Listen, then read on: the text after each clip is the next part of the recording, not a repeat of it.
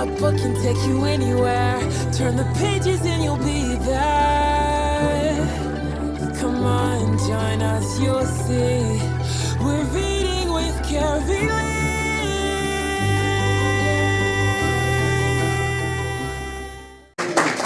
So, we're going to jump right in. We have another amazing author here, Mr. BK Fulton, and he is bringing us today Mr. Business.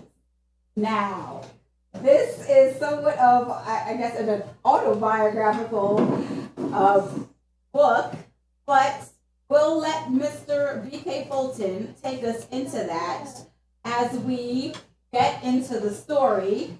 So, without further ado, Mr. BK Fulton.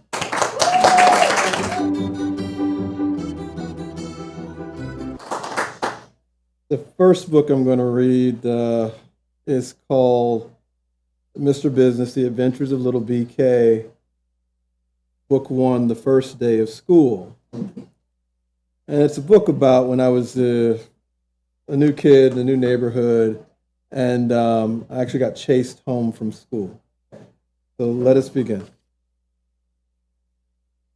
We're going to go to page 2. Okay. What's that? Wake up, Brian. It's your first day of school. Oh man, he thought. The first day of 3rd grade in a new school. He hoped it was going to be an exciting day. Don't call me Brian, Mom, he said. He hated when she called him Brian. It usually meant he was in trouble. She handed him his glasses. Call me Keith. I like my middle name better. Keith is cool. His mom frowned. I named you Brian, she said, so that's what I'm going to call you. A new school, he thought, smiling. I'm going to tell everyone my name is Keith. A new school would mean a new start and a new name. He was nervous about the first day of school. He did not know the kids in the neighborhood yet. Would they like him? Plus, he was wearing those checkered pants and that funny hat with flaps. Maybe he looked more like Brian. The bus pulled up and he stepped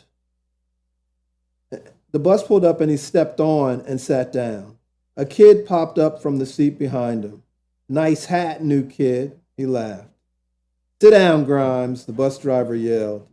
Yeah, Keith was in trouble. Grimes gave him the I'm going to get you after school look. Keith ducked his head and adjusted his smart guy glasses. He avoided Grimes all day. 3rd grade was hard enough without checkered pants and glasses and a hat with flaps. When the last bell rang, the race for the bus began. If he got on the bus first, the bus driver could protect him, and he could get a head start on the run home once the bus reached his stop. Grimes gave him the mean eye as soon as he got on the bus. He got on a little late, but found his seat behind Keith so he could keep his eyes on him. The bus rode along. Keith and Grimes did not say a word, but Keith could feel Grimes staring at him. I'm so happy I have on my fast shoes, he thought to himself. The bus stopped and Keith bolted off the bus. Grimes was in hot pursuit. They ran past the bushes and the trees. They ran past the big house on the corner. They ran right up to Keith's house and kept going into his backyard. Rusty, Keith's faithful dog, was in the backyard. Keith ran straight to Rusty. Grimes stopped all of a sudden when Rusty began to bark and growl a little. Come on now, Keith yelled. Come and get me now. He smiled. Rusty had saved him. Grimes turned and grinned, then said, we have school tomorrow too. Rusty will be waiting, Keith said. Then he heard his mom calling, Brian, come inside. Time to do your homework. Being called Brian was not so bad. Maybe he could be Brian and Keith. This was the beginning of BK. There was still more school and more to learn about the neighborhood, but today was a good day for little BK. And then at the end of each book, we have a journal entry, and in this one, a good friend always has your back. So that's the first day of school.